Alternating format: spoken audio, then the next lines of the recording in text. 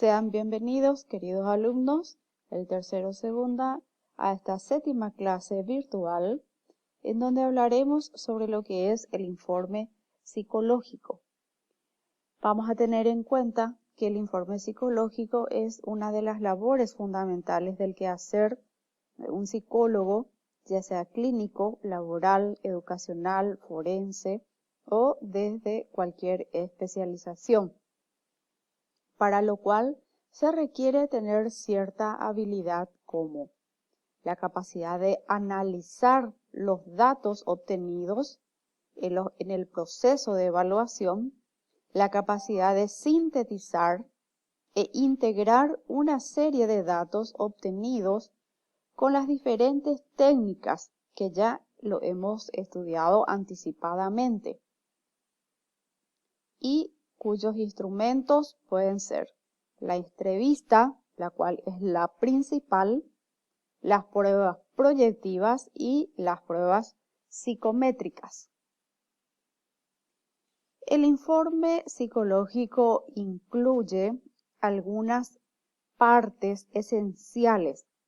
Una de ellas es la ficha de identificación, en donde debemos de mencionar el nombre, sexo, edad, fecha de nacimiento, lugar de nacimiento, escolaridad, ocupación, estado civil, teléfono, dirección, quién lo refiere, de repente si es una empresa o una institución educativa, fuente de información, si se trata de los padres o personas significativas, fecha de estudio, fecha de entrega del informe, y se va ajustando todos estos datos de acuerdo al objetivo e informe, y de acuerdo a eso se puede ir agregando algunos datos esenciales.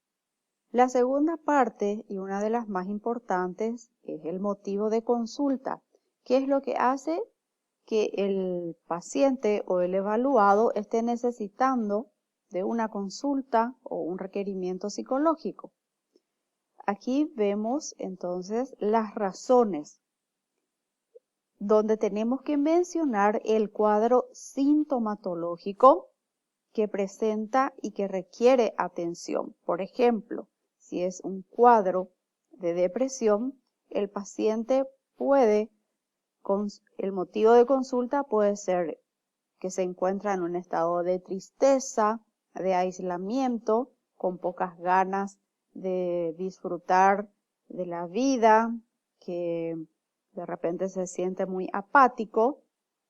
Entonces, de esta manera, vamos citando en el motivo de consulta lo que nos refiere el paciente.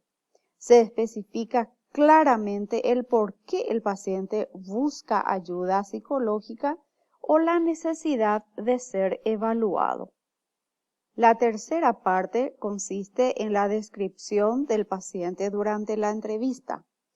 Observaciones generales de cómo se comportó el examinado, cooperó, se esforzó, su atención, de qué forma fue su atención, si fue una atención focalizada, sostenida, o si estaba muy distraído, el habla, si tuvo alguna fluidez verbal, o se entrecortaba cuando quería comentar algo, el vocabulario, si éste está de acuerdo a su nivel académico y cultural, o lo supera o está por debajo de su nivel.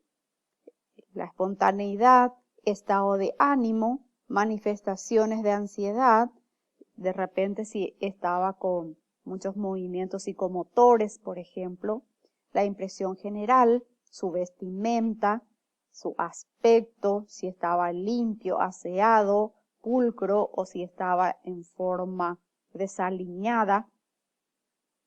Para realizar esta tarea se requiere de entrenamiento, ya que se debe utilizar la observación directa. Entonces, todo lo que hemos estudiado en la exploración inicial es aquí donde vamos a ir detallando. Luego, en la cuarta parte, hablamos sobre los antecedentes. Es aquí en que nosotros nombramos el genograma, no en forma de gráfico, sino en forma descriptiva. Entonces, el genograma que nos habla del contexto familiar, qué lugar ocupa dentro de la familia, su historia clínica, si tuvo algún antecedente de enfermedad médica o ya tuvo algún tratamiento psicológico o psiquiátrico.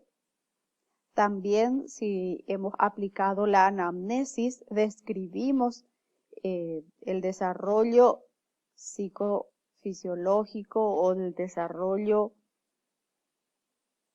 evolutivo de nuestro paciente para conocer sus antecedentes y detectar indicadores de algún problema orgánico que esté ocasionando el cuadro clínico que presenta o que haya una relación cercana con el motivo de estudio.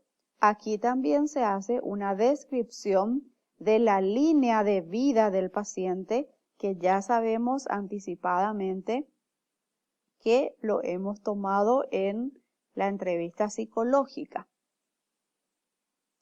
Luego hablamos en esta quinta parte sobre los resultados de las pruebas. La elección de los instrumentos psicométricos son seleccionados según el objetivo de la evaluación, el motivo de consulta y la hipótesis de trabajo que tenga. ¿Qué significa esto? Que si yo pienso que si mi paciente tiene un cuadro depresivo, voy a elegir instrumentos psicométricos que puedan contrastarme o asegurarme la hipótesis que yo tenga de que el paciente cumple con los criterios para depresión. Entonces elegiré el inventario de Beck, de Hamilton o de Sung. ¿Verdad? Si de repente pienso que el cuadro de mi paciente se debe a un trastorno de ansiedad, entonces los instrumentos psicométricos que yo elija serán direccionados a todo lo que tenga que ver sobre ansiedad. Ahí puedo elegir el test de ansiedad de Beck, también de Hamilton, ¿verdad? O ansiedad rasgo, por ejemplo. Entonces, la selección de mis instrumentos psicométricos va a ir muy de acuerdo a lo que yo crea que tiene el paciente y a su motivo de consulta que me va a dar la idea para empezar con mi hipótesis. También pueden ser, por ejemplo, una descripción del CI en forma cuantitativa y cualitativa. También puedo hacer un perfil de personalidad. Puede ser también una orientación vocacional, inventarios específicos para cada trastorno, que es lo que estuve explicando, ¿verdad? También las partes sanas o recursos con que cuenta el paciente. Esto también es muy importante, ¿verdad? Para poder hacer un pronóstico, si es favorable o no. Entonces, los aspectos positivos que tiene mi paciente tengo que también resaltar de alguna manera cuando las pruebas psicométricas me arrojan esos datos. Luego tenemos la parte más importante, que sería la explicación, digamos, de lo que tiene mi paciente, el por qué surgió ese problema, cuáles son los factores que mantienen esa dificultad, trastorno o problema psicológico. Y lo más importante es que tiene que haber una total congruencia entre lo que es mi motivo de consulta y mi conclusión final de este proceso de evaluación. El psicólogo va a especificar y dar énfasis a las evidencias encontradas en el análisis de los datos a partir de las referencias adoptadas que sostengan el resultado al que el psicólogo llegó, sustentando así la finalidad que se propuso. Por eso es esencial tener la capacidad de analizar y sintetizar la información basados en las evidencias científicas, es decir, en los test psicométricos que sean de alta confiabilidad y validez. Para que la conclusión de un informe sea tal, debe entonces el juicio estar en consonancia directa con los hechos. También debo resaltar aquí el diagnóstico multiaxial del DSM-5 o CIE-10 que se utiliza en la actualidad. Entonces, si mi paciente o mi evaluado cumple con algún criterio diagnóstico, tiene que ir en la conclusión diagnóstica, digamos.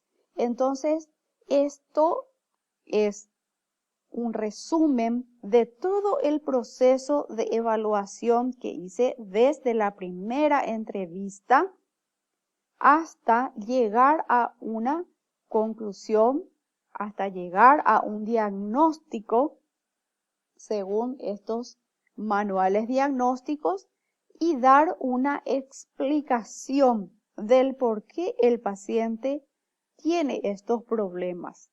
Como ya dije, cuáles son los factores que mantienen dichos problemas o trastornos y cuáles son los factores que refuerzan estos trastornos para que sigan siendo mantenidos.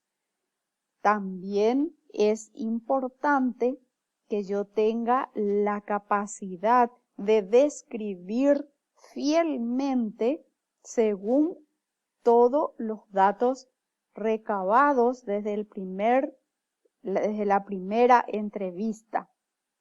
Y como última parte tenemos las recomendaciones o sugerencias que deben ser claras, concretas, individualizadas, ¿verdad?, con tratamiento o posible pronóstico. Es decir, yo puedo sugerir de acuerdo a los resultados obtenidos que el paciente necesita realizar un tratamiento psicológico específico, ¿verdad?, o de repente si tiene que ser uno sistémico para tratar algunas de las afecciones que claramente tengo que tener pormenorizadamente detallado.